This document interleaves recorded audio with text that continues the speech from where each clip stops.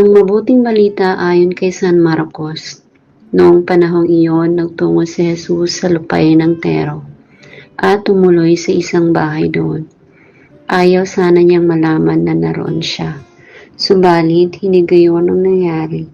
Ang pagdating niya ay nabalitaan ng isang inang may maliit na anak na babaeng inaalihan ng masamang espiritu. Pumunta siya agad kay Jesus at nagpatira pa sa kanyang harapan. Ang babaeng ito ay hintil, tubo sa Syrophonica.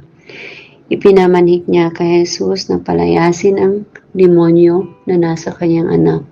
Ngunit sinabi ni Jesus, kailangang busugin muna ang mga anak.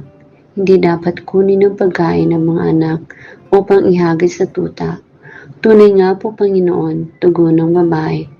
Ngunit ang mga tutamang nasa ilalim ng hapag ay naninimot ng mga mumong na lalaglag ng mga anak. Kaya't sinabi sa kanya ni Jesus, dahil sa sinabi mo, maaari ka nang umuwi. Iniwan na ng demonyo ang iyong anak. Umuwi ang babae at naratnan niya sa higaan ang bata. Iniwan na nga ng demonyo. Ang mabuting balita ng Panginoon.